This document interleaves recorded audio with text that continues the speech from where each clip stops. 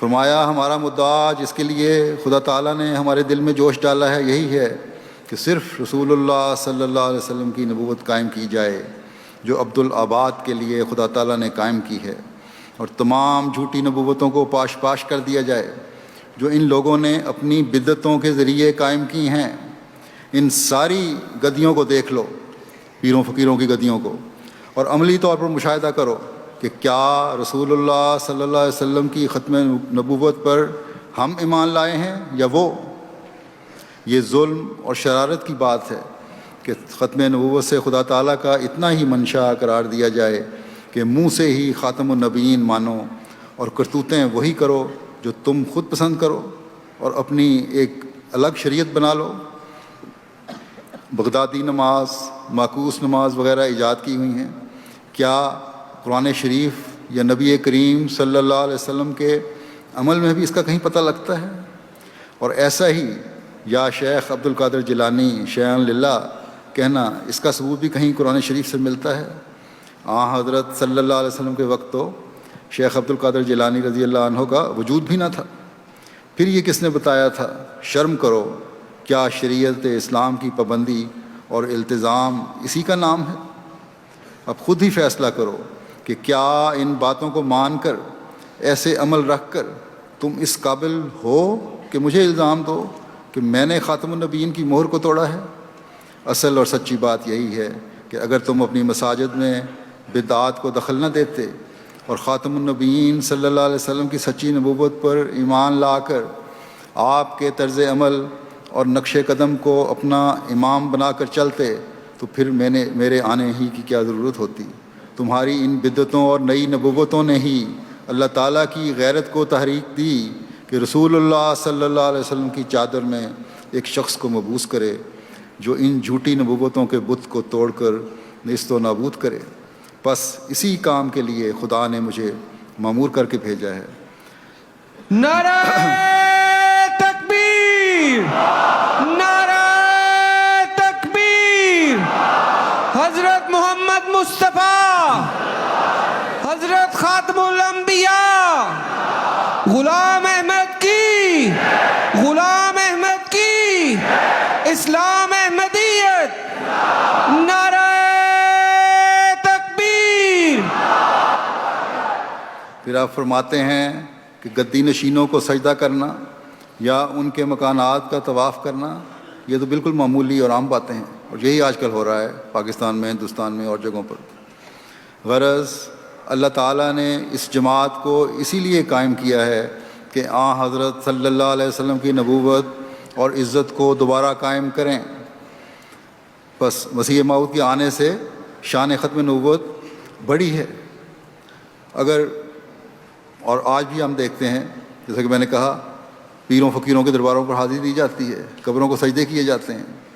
آپ نے آ کر ان سب بدعات کو ختم کرنے کا اعلان فرمایا۔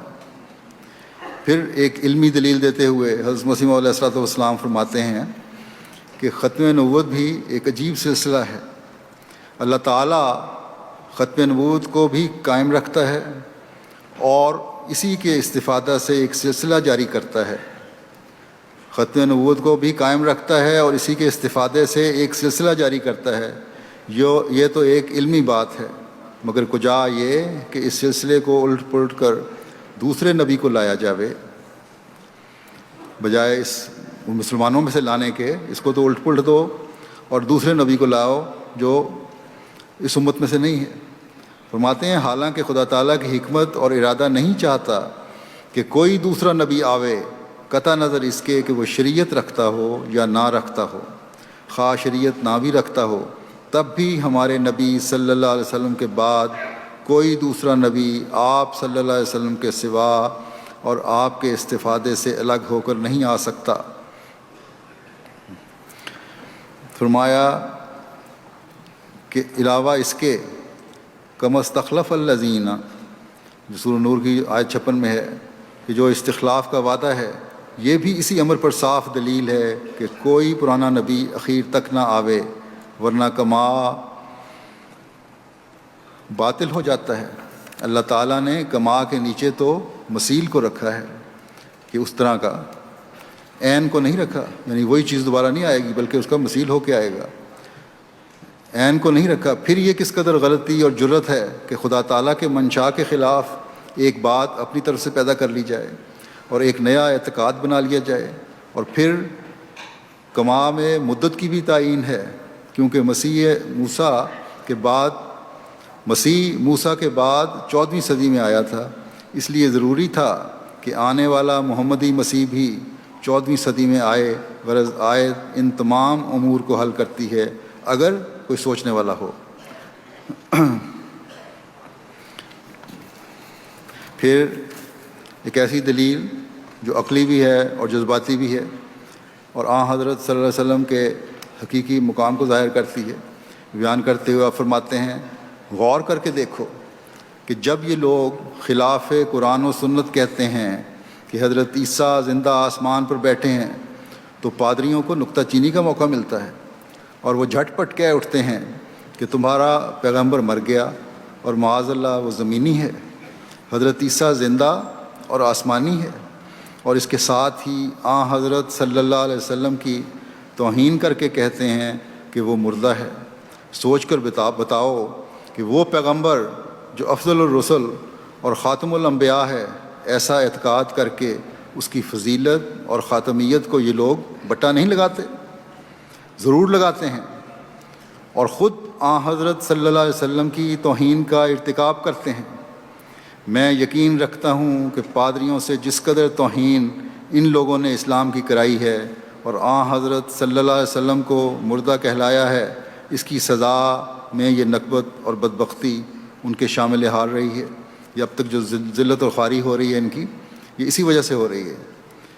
فرمایا کہ ایک طرف تو منہ سے کہتے ہیں کہ وہ افضل الانبیاء ہیں، اور دوسری طرف اقرار کر لیتے ہیں کہ 63 سال کے بعد مر گئے اور مسیح اب تک زندہ ہے اور نہیں مرا، حالانکہ اللہ تعالیٰ حضرت صلی اللہ علیہ وسلم کو فرماتا ہے وَكَانَ فَضْلُ اللَّهِ عَلَيْكَ عَظِيمًا، کہ اللہ تعالیٰ نے تجھ پر بہت بڑا فضل کیا ہے۔ پھر کیا یہ ارشاد الہی غلط ہے؟ نہیں، یہ بالکل درست اور صحیح ہے۔ وہ جھوٹے ہیں جو کہتے ہیں کہ حضرت صلی اللہ علیہ وسلم مردہ ہیں۔ اس سے بڑھ کر کوئی کلمہ توہین کا نہیں ہو سکتا۔ حقیقت یہی ہے کہ حضرت صلی اللہ علیہ وسلم میں ایسی فضیلت ہے جو کسی نبی میں نہیں ہے۔ میں اس کو عزیز رکھتا ہوں کہ حضرت صلی اللہ علیہ وسلم کی حیات کو جو شخص بیان نہیں کرتا وہ میرے نزدیک کافر ہے۔